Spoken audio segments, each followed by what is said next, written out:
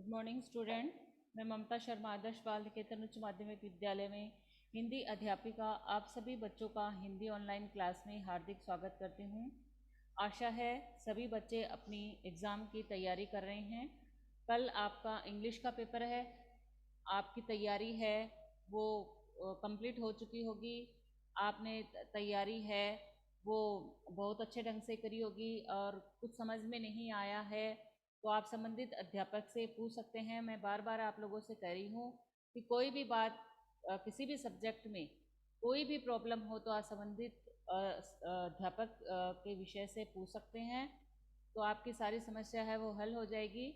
कल आपका पेपर है, इसके लिए आप सभी बच्चों को ऑल द बेस्ट कि आपका पेपर है वो बहुत अच्छा हो और आप बहुत अच्छे से हल कर सके। तो आज हम अपनी पाठ्य पुस्तक वसंत भाग 3 से पाठ 16 के तीसरे भाग का अध्ययन करेंगे, जिसके हमने 2 भाग का अध्ययन कर लिया और उसमें ओस की बूंद है वो अपनी कहानी है वो बताती है कि किस प्रकार से वो पानी ओस बनी, किस प्रकार से पृथ्वी हमारी पृथ्वी है वो विकसित हुई, पहले कैसे थी ये और हमारी धरती के ऊपर जितने जीव जंतु है पेड़ पौधे हैं उतने ही धरती के अंदर भी समुद्र के अंदर भी उतनी ही पर्वत हैं, घनी घनी घाटियां हैं जिसमें जीव जंतु रहते हैं। इस बारे में हमने पढ़ा। अब हम आगे पढ़ते हैं पेज नंबर 102 पे। हाँ, तुम लोग उसे ज्वालामुखी कहते हो। जब हम ऊपर पहुँचे तो हमें एक और भाप का बड़ा दल मिला। हम गरज कर आपस में मिले और आगे बढ़े। पुरानी सहेली आंधी के भी हमें यहाँ दर्शन हुए। वह हमें पीठ पर लादे कभी इधर ले जाती और कभी उधर। वह दिन बड़े आनंद के थे। हम आकाश में स्वच्छंद किलोले करते फिरते थे। कि वो बता रहे हैं कि जो ओस की बूंद बता रहे था कि पृथ्वी फट गई, फिर उसमें से धुआं निकला, रेत निकली और पिघली हुई धातु और लपटें निकली थी। तो उसी को क्या कहते हैं, वो विस्फोट होना, उसको क्या कहते हैं, ज्वालामुखी। ज्वालामुखी फटना, और ज्वालामुखी फटती है जब इसमें से ये चीज़ें हैं वो बाहर निकलती है। तो वो ओस की बूंद बता रही है कि जब हम और ऊपर पहुंच गए तो हमें एक भाप का बड़ा दल मिला। भाप होती है ना, उसका दल मिला। हम गरज कर आपस में मिले और आगे बढ़े। हमने यहाँ अपने पुराने सहेली आंधी जानते हो ना, आंधी के भी दर्शन किए, जो उन्हें हमें पीठ पर लादे कभी इधर ले जाती कभी उधर। हवा होती है, आंधी होती है, वो क्या करती है, आंधी चलती तब हवा ही तो होती है। तो आंधी से आप भी देखते हो, आंधी यहाँ पर चलती है जब पेड़ पौधे हैं वो हिलने लग जाते हैं, जो पॉलीथीन वगैरह होती है हवा के तेज चलने से वो उड़ती है, रेत उड़ती है, मिट्टी उड़ती है। और हमारा घर है, हमारा जो भी है विद्यालय है वो खराब हो जाता है मिट्टी उड़ने से। तो वो जो आंधी थी वो उसकी बूंदों को कभी इधर ले जाती और कभी उधर ले जाती। तो बहुत सी भाप जल कणों के मिलने के कारण हम भारी हो चले और नीचे झुक गई और एक दिन बूंद भरकर नीचे कूद पड़े। बहुत से भाप कण, यानी एक दो भाप कण रहे तब तो कुछ नहीं हुआ, लेकिन बहुत सारे भाप कण जब वो बन गए तो जो भाप के कण है वो भारी हो गए और नीचे झुक गए और एक दिन बूंद बनकर नीचे कूद पड़े। एक दिन बूंद बनकर, जब भाप पानी कैसे बनता है या प्रोसेस आपने समझी हुई एनालिसिस हिस्ट्री में पढ़ा होगा कि किस तरह से पानी जो भाप बनकर उड़ता रहता है और फिर वो जब इकट्ठा हो जाता है तो बारिश के रूप में गिर जाता है वो। तो वैसे ही जब वो बहुत सारी जलकण है वो मिल गए और वो भारी हो गए तो एक दिन बूंद बनकर यानी बारिश के रूप में वो नीचे कूद पड़ी। मैं एक पहाड़ पर गिरी और अपने साथियों के साथ मिली कुचली हो एक और बह चली। पहाड़ों में एक पत्थर से दूसरे पत्थर पर कूदने और किलकारी मारने में जो आनंद आया वह भूला नहीं जा सकता।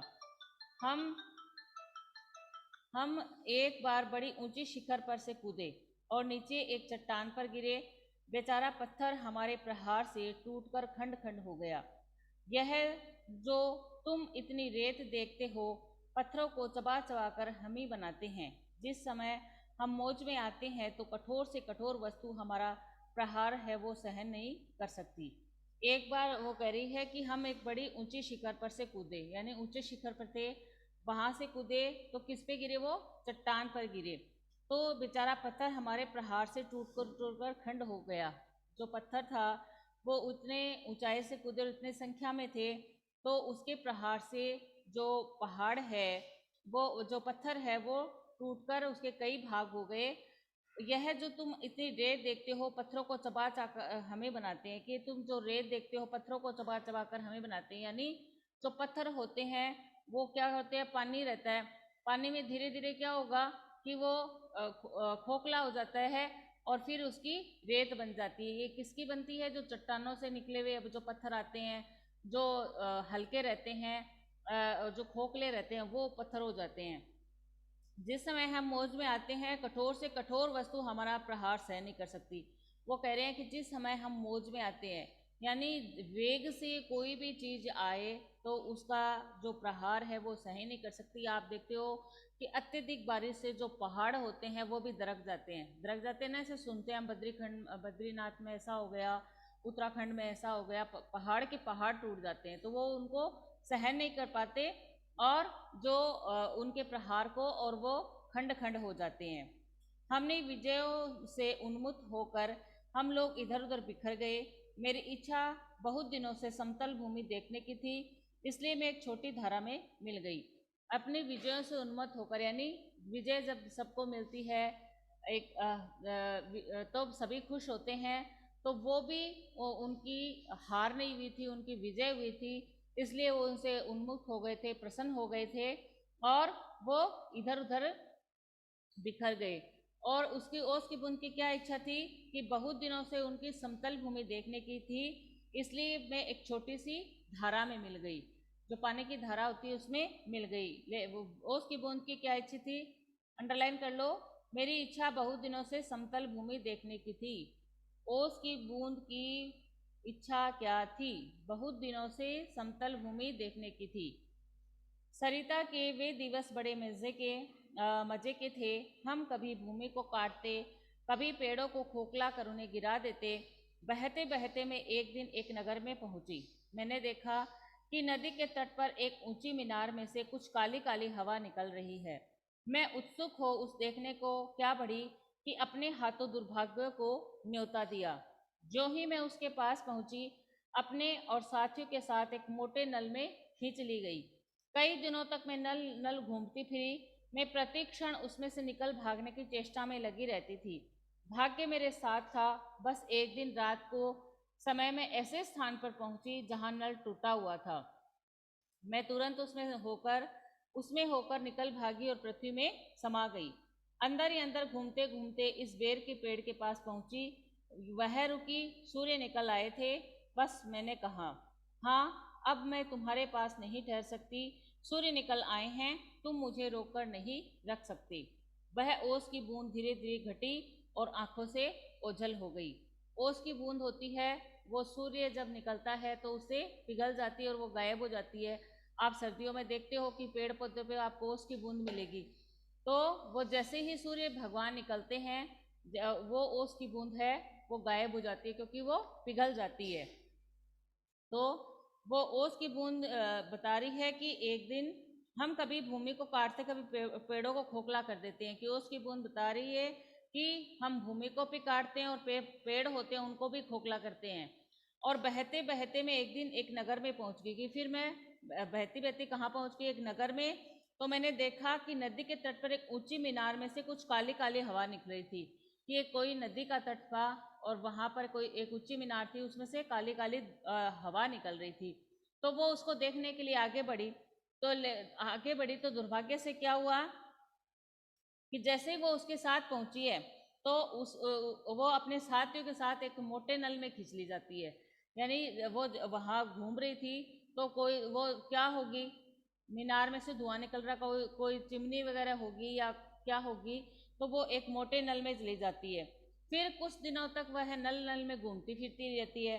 फिर उसमें वो जो ओस की बूंद है उसमें से भागने की चेष्टा करती है, लेकिन भाग नहीं पाती है। फिर एक दिन ऐसा आता है कि रात के समय वो एक ऐसे स्थान पर पहुंचती है जहां पर का नल टूटा हुआ रहता है। तो फिर उसमें से वो निकल भागती है और पृथ्वी में समा जाती है और अंदर घूमते घूमते वह उस बेर के पेड़ के नीचे जा पहुंचती है जहाँ पर लेखक उसको मिलते हैं। फिर वह रुकती है तो सूर्य निकल आए थे, बस मैंने कहा हाँ मैं अब तुम्हारे पास नहीं ठहर सकती। किसको कह रही है उसकी बूंद? उस लेखक को, कि अब मैं तुम्हारे पास ठहर नहीं सकती क्योंकि सूर्य निकल आए हैं, अब तुम मुझे रोक कर नहीं रख सकती। क्यों? वह ओस की बूंद धीरे धीरे घटी और आंखों से ओझल हो गई। धीरे धीरे घटी से मतलब क्या है कि धीरे धीरे वो अपनी जो पानी का जो रूप था वह उसने ग्रहण कर लिया। ओस की बूंद होती है वो ऐसे पानी की बूंदे जैसी रहती है और बाद में जब सूर्य निकल आए तो वो गायब हो गई। तो स्टूडेंट हमारा जो ये चैप्टर है पानी की कहानी यह ख़त्म हो गया है। हमने इसका पूर्ण अध्ययन कर लिया है। अब हम इसके क्वेश्चन आंसर है जो प्रश्नोत्तर है उसको देख लेते हैं। पहला प्रश्न है लेखक को ओस की बूंद कहाँ मिली थी? तो हमने चैप्टर में पढ़ा था कि लेखक को ओस की बूंद बेर की झाड़ियों में मिली जो उसकी कलाई से सरक कर हथेली पर आ गई थी। ये हमने चैप्टर में पढ़ा था कि लेखक को ओस की बूंद है वो बेर की झाड़ियों में मिली थी जो उसकी कलाई से सरक कर हथेली पर आ गई थी। दूसरा है ओस की बूंद क्रोध और घृणा से क्यों कांप उठी? तो ओस की बूंद है वो घृणा से इसलिए कांप उठी क्योंकि ओस के अनुसार पेड़ होते हैं वो बड़े निर्दयी होते हैं और वे अपने आप को सुरक्षित रखने के लिए हमारे जो असंख्यक बंधु होते हैं उसको अपनी ओर खींच लेते हैं और ज़रूरत न पड़ने पर उन्हें बाहर फेंक देते हैं। अपनी यह कहानी सुनाते सुनाते जो ओस की बूंद थी वो क्रोध और घृणा से कांप उठती है। ये मैंने अंडरलाइन कराया था ना आप लोगों को, ये उसी का उत्तर है। और यह घृणा उसकी किसके प्रति होती है? केवल पेड़ के प्रति होती है। हाइड्रोजन और ऑक्सीजन को पानी ने अपना पूर्वज पुरखा क्यों कहा है? तो उसमें हमने पढ़ा था कि हाइड्रोजन और ऑक्सीजन को जो अरबों वर्ष पहले जो हाइड्रोजन और ऑक्सीजन नामक जो दो गैस थी वो लपटों के रूप में थी। जब हमारे ब्रह्मांड में उथल पुथल हो रही थी तो सूर्य का एक भाग टूटकर एक अज्ञात शक्ति से खींचा चला गया और सूर्य से जो टूटा हुआ भाग था वो इतना भारी खिंचाव सहन नहीं कर सका और अनेक टुकड़ों में बट गया। उन्हीं में से एक जो टुकड़ा है वो हमारी पृथ्वी है और आरंभ में हमारी जो पृथ्वी थी यह एक बड़े आग के गोले के समान थी। धीरे धीरे इसमें पृथ्वी ठंडी होती गई और उस पर हाइड्रोजन और ऑक्सीजन की रासायनिक क्रिया के कारण ओस की बूंद है वो उत्पन्न हुई। इसलिए हाइड्रोजन और ऑक्सीजन को पानी ने अपना पूर्वज कहा है। क्यों पूर्वज? क्यों? क्योंकि ये हाइड्रोजन और ऑक्सीजन की जो रासायनिक क्रिया के कारण ही पानी का जन्म हुआ था, इसीलिए हाइड्रोजन और ऑक्सीजन को पानी ने अपना पूर्वज या पुरखा कहा है। अगला प्रश्न है अपना पानी की कहानी के आधार पर पानी के जन्म और जीवन यात्रा का वर्णन कीजिए। तो पानी की बूंद है वो लेखक को अपनी कहानी सुनाती हुई कहती है कि जो मेरा अस्तित्व है वो हाइड्रोजन और ऑक्सीजन से प्रारंभ होता है। किससे होता है? ऑक्सीजन और हाइड्रोजन से प्रारंभ होता है और इन्हीं की दोनों की रासायनिक क्रिया के कारण परिणाम स्वरूप इसका जन्म होता है और अपने अस्तित्व को समाप्त करके ये मुझे जन्म देते हैं। पहले ये पानी की बूंद भाप के रूप में पर पृथ्वी घूमती है। पहले जो पानी की बूंद होती है वो किस रूप में घूमती है पृथ्वी पर? भाप के रूप में। फिर ठोस में बदल जाती है, ठोस रूप में बर्फ बन जाती है और सूर्य का कारण है उसका जो रूप है वो छोटा होता रहता है। फिर समुद्र में ये गर्म जलधारा में भेंट हो जाने पर पिघलकर पानी बन जाती है। फिर है ओस की बूंद किसकी प्रतीक्षा कर रही थी? ओस की बूंद किसकी प्रतीक्षा कर रही थी? अभी हमने पढ़ा ओस की लास्ट क्लास में पढ़ा था ओस की बूंद है वो सूर्य की किरणों की प्रतीक्षा कर रही थी कि कह रही है ना कि सूर्य निकल आएंगे तो मेरा अस्तित्व समाप्त हो जाएगा। तो ओस की बूंद किसकी प्रतीक्षा कर रही थी? ओस की बूंद है वो सूर्य की किरणों की प्रतीक्षा कर रही थी। एक बार ये केवल पढ़ने के लिए है अपना। हम पृथ्वी की संतान है, पेज नंबर 106 पे देखिए। प्रदूषण के महासंकट से निपटने के लिए विश्व भर के राष्ट्रों की एक बैठक 5 जून 1972 को स्टॉकहोम स्वीडन में हुई थी। प्रदूषण के महासंकट से कि हमारे देश में इतना प्रदूषण फैल रहा है, इस संकट से निपटने के लिए पूरे विश्व के जो राष्ट्र है वो इकट्ठे हुए और उनकी बैठक है वो 5 जून 1972 को स्टॉकहोम स्वीडन में हुई थी। इस अवसर पर तत्कालीन जो प्रधानमंत्री थे स्वर्गीय श्रीमती इंदिरा गांधी ने अपने अभिभाषण में माता भूमि पुत्रहम पृथ्व्या का संदेश दिया। इस दिवस की स्मृति में ही प्रत्येक वर्ष 5 जून को पर्यावरण दिवस मनाते हैं। आप सभी जानते हैं कि इस पर हमारे उस समय के जो प्रधानमंत्री थी स्वर्गीय श्रीमती इंदिरा गांधी, उन्होंने अपनी अभिभाषण में कहा था कि हमारी माता भूमि है और पुत्र हम पृथ्वी का उन्होंने संदेश दिया था। और इस दिवस की स्मृति में, इस दिवस की याद में ही प्रत्येक वर्ष 5 जून को पर्यावरण दिवस हम मनाते हैं। कितने दिन मनाते हैं? पर्यावरण दिवस कब मनाया जाता है? 5 जून को। और ये राष्ट्रों की एक बैठक हुई थी, वो कब हुई थी? अंडरलाइन कर लो, ये उसमें पूछा जा सकता है। 5 जून 1972 को स्टॉकहोम स्वीडन में हुई थी। और उस समय हमारी जो प्रधानमंत्री कौन थी? स्वर्गीय श्रीमती इंदिरा गांधी। सन 1992 में रियो डी जेनेरो जो ब्राजील में एक पृथ्वी सम्मेलन आयोजित किया गया, जिसका एकमात्र उद्देश्य यही था, पृथ्वी को बचाओ। सन 1992 में रियो डे जेनेरो, ये ब्राजील का एक स्थान का नाम है, वहाँ पर एक पृथ्वी सम्मेलन आयोजित किया गया था, जिसका मात्र उद्देश्य था कि पृथ्वी को बचाओ, कि किस तरह से हम पर्यावरण प्रदूषण को रोक करके हम पृथ्वी को बचा सकते हैं। यदि इतना इस तरीके से अगर पर्यावरण प्रदूषित हो रहता रहा तो एक ऐसा दिन नहीं आएगा जब हमारी पृथ्वी है वो समाप्त हो जाएगी। तो अगर हमें पृथ्वी को बचाना है तो हमें अपने पर्यावरण को स्वच्छ रखना होगा, अधिक से अधिक पेड़ लगाने होंगे, पेड़ों को कम काटना होगा, पर्यावरण को एकदम प्रदूषित होने से बचाना होगा। और पेड़ों की जो अंधाधुंध कटाई हो रही है, नदियों में हम दूषित जल डालते हैं, पेट्रोल, धुआं, गैस जो लपटें उड़ती है, इनको रोकना होगा। प्रकृति एक विशाल पारिस्थितिकी तंत्र है जिसमें 2 प्रकार के प्रमुख घटक शामिल है, जैविक और अजैविक। जैवमंडल का निर्माण भूमि, गगन, अनिल यानी वायु, अनल, अग्नि, जल नामक 5 तत्वों से हुआ है। पृथ्वी के 5 घटक है और पृथ्वी जो जैवमंडल का निर्माण भूमि से, गगन, अनिल, अनल और जल नामक 5 तत्वों से होता है। अंडरलाइन कर लो इसको।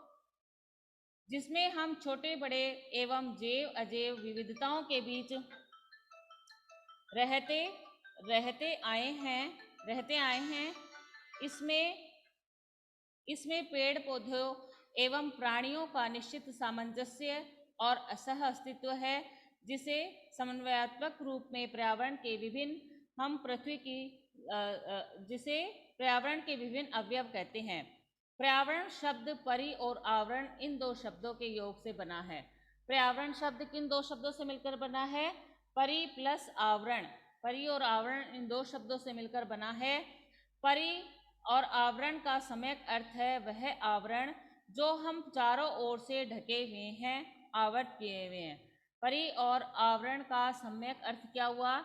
कि वह आवरण जो हम चारों ओर से ढके हुए हैं, आवृत किए हुए हैं। इसको यहाँ से अंडरलाइन कर लो। पर्यावरण शब्द परि और आवरण से लेके आवृत किए हुए हैं कि किन शब्दों से बना हुआ है। ये आपके निबंध आएगा, उसमें भी काम आ जाएगा। ये पर्यावरण वाला, पर्यावरण से संबंधित निबंध आता है ना, उसमें काम आ जाएगा आपकी। प्रकृति और मानव के बीच का मधुर सामंजस्य बढ़ती जनसंख्या एवं उपभोगी प्रवृत्ति के कारण घोर संकट में है। प्रकृति और मानव के बीच का जो मधुर सामंजस्य बढ़ती जनसंख्या है एवं उपभोगी प्रवृत्ति के कारण घोर संकट में है। यह असंतुलन प्रकृति के विरुद्ध तीसरे विश्व युद्ध के समान है। विश्व भर में वनों का विनाश, अवैध एवं असंगत उत्खनन, कोयला, पेट्रोल, डीजल के उपयोग में अप्रत्याशित अभिवृद्धि और कल कारखानों के विकास के नाम पर विस्तार मानव सभ्यता को महाविनाश के कगार पर लाकर खड़ा कर दिया है। विश्व की प्रसिद्ध नदियां जैसे गंगा, यमुना, नर्मदा, राइन, सिंध, माउस, टेम्स जैसी नदियां भयानक रूप में प्रदूषित हो चुकी है। इनके निकट बसे लोगों का जीवन है वो दुर्भर हो गया है।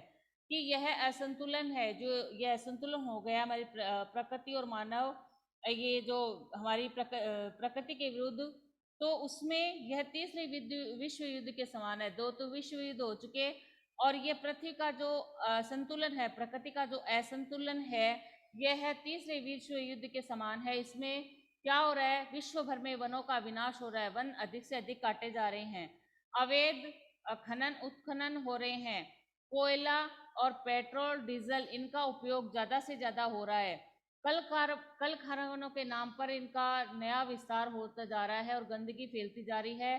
तो ये जो मानव सभ्यता है ये महाविनाश के कगार पर खड़ी हो गई है।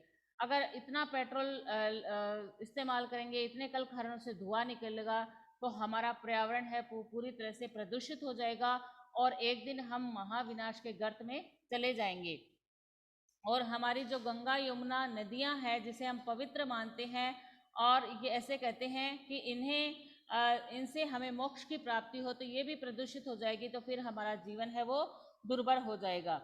यह आप अंडरलाइन करेंगे, यह असंतुलन प्रकृति के विरुद्ध से लेके लाकर खड़ा कर दिया है, यहाँ तक अंडरलाइन कर लीजिए। फिर है पृथ्वी के ऊपर वायुमंडल के स्ट्रेटोस्फियर में ओजोन गैस की एक मोटी परत है। यह धरती के जीवन की रक्षा कवच है, जिसमें सूर्य से आने वाली हानिकारक किरणें रोक ली जाती है। किंतु पृथ्वी के ऊपर जहरीली गैसों के बादल बढ़ते जाने के कारण सूर्य की अनावश्यक किरणें बाह्य अंतरिक्ष में परावर्तित नहीं हो पाती, जिसके कारण पृथ्वी का तापमान ग्लोबल वार्मिंग बढ़ता जा रहा है। इसमें छोटे बड़े सभी द्वीप समूहों एवं महाद्वीपों के तटीय क्षेत्रों के डूब जाने का खतरा बढ़ गया है।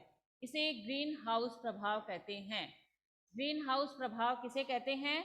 जो पृथ्वी के ऊपर जो हमारी वायुमंडल के स्ट्रेटोस्फियर की ओजोन गैस की जो एक मोटी परत है, यह हमारी क्या है, धरती की रक्षा कवच है, ये धरती की रक्षा करती है, जिसमें जो सूर्य की जो हानिकारक किरणें आती है ना, उससे वह यह रोक लेती है। किंतु पृथ्वी के ऊपर जो जहरीले गैसों के बादल बढ़ते जाने के कारण सूर्य की अनावश्यक किरणें बाह्य अंतरिक्ष में प्रभावित नहीं हो पाती, किंतु पृथ्वी के ऊपर है वो इतनी, जब कल कारखानों से निकली हुई जहरीले गैसें जाएगी तो इसके कारण क्या होगा कि बादल है वो बढ़ जाएंगे और जो सूर्य की जो अनावश्यक जो किरणें होगी वह हमारे बाह्य अंतरिक्ष में परिवर्तित नहीं हो पाएगी, जिसके कारण हमारे पृथ्वी का जो तापमान है वो बढ़ता जाएगा, जिसे हम ग्लोबल वार्मिंग कहते हैं। इससे जो हमारे छोटे बड़े सभी द्वीप समूह होंगे, महाद्वीप होंगे, वो तटीय क्षेत्रों में डूब जाने का खतरा रहेगा, कि ये सब डूब जाने के कगार पर पहुंच जाएंगे। इसे हम ग्रीन हाउस प्रभाव कहते हैं। यह स्थिति रही तो मुंबई जैसे महानगर प्रलय की गोद में समा सकते हैं। मुंबई कहाँ पर बसा हुआ है? समुद्र के किनारे बसा हुआ है। अगर यही स्थिति रही तो एक दिन ऐसा आएगा कि सारा मुंबई है वो समुद्र में डूब जाएगा, ऐसी स्थिति आ सकती है। तो लेखक चेतावनी देते हुए कहते हैं कि पृथ्वी पर बढ़ते तापमान के कारण विश्व सभ्यता को अमृत एवं पोषक प्रदान करने वाली ग्लेशियर या तो लुप्त हो गए हैं या लुप्त होने की ओर बढ़ते जा रहे हैं। अमृत वाहिनी गंगा अपने उद्गम गंगोत्री के मूल स्थान से कई किलोमीटर पीछे खिसक चुकी है, कि जो हमारी अमृत वाहिनी गंगा है उसका जो उद्गम स्थान है गंगोत्री, वह अपने गंगोत्री के मूल स्थान से कई किलोमीटर पीछे खिसक गई है, यानी वहां से समाप्त होने के कगार पर है। प्राकृतिक आपदाओं में बढ़ोतरी के कारण लाखों लोग शरणार्थी बन चुके हैं, विशेषकर अपने भारत में ही बांधों, कारखानों, हाइड्रो पावर स्टेशनों के बनने के कारण लाखों वनवासी भाई बहन बेघर होकर शरणार्थी बने हुए हैं। प्राकृतिक आपदाएं बढ़ रही है। प्राकृतिक आपदाएं जिसे कैसे कहते हैं? बाढ़ है, बादल का फट जाना है, और ये जो साइक्लोन है, ये सब क्या है? प्राकृतिक आपदाएं हैं। इस कारण क्या होता है कि भारत के जो लाखों लोग हैं वो शरणार्थी बन चुके हैं। शरणार्थी यानी किसी भी देश में सहायता प्राप्त करना, तो वो शरणार्थी के रूप में हो गए। और ये इस विशेषकर अपने भारत में है, कहीं बांधों का निर्माण हो रहा है, कहीं हाइड्रो पावर बन रहे हैं, इन स्टेशन बन रहे हैं। तो इनके कारण क्या है, लाखों वनवासी जो वन में रहने वाले हैं, वहां पर प्रोजेक्ट का काम चल रहा था, उनको वहां से बेघर कर दिया जाता है और ये बेघर होकर शरणार्थी बने हुए हैं। पर्यावरण के प्रति गहरी संवेदनशीलता प्राचीन काल से ही मिलती है। अर्थवेद में लिखा है, माता भूमि पुत्रोहम पृथ्व्या, अर्थात भूमि माता है, हम पृथ्वी के पुत्र हैं। अर्थवेद में क्या लिखा है, माता भूमि पुत्रोहम पृथ्व्या, अर्थात भूमि है वो हमारी माता है और हम पृथ्वी के पुत्र हैं। एक जगह यह भी विनय किया गया है कि हे पवित्र करने वाली भूमि, हम कोई ऐसा काज न करें जिससे तेरे हृदय को आघात पहुंचे। अर्थवेद में ये भी लिखा है एक जगह कि हे पवित्र करने वाली भूमि, कि हमें पवित्र करने वाली भूमि, यदि हमसे ऐसा कोई काज, यदि हमारे से ऐसा कोई कार्य हो जाए जिससे आपके हृदय को आघात पहुंचे, तो हमें माफ करना। हृदय को आघात पहुंचाने का अर्थ है पृथ्वी के पारिस्थितिकी तंत्रों अर्थात पर्यावरण के साथ क्रूर छेड़छाड़ न करना। हमें प्राकृतिक संसाधनों के अप्राकृतिक एवं बेतहाशा दोहन से बचाना होगा, कि ज़्यादा से ज़्यादा हम दोहन ना करें और पृथ्वी को बचाएं।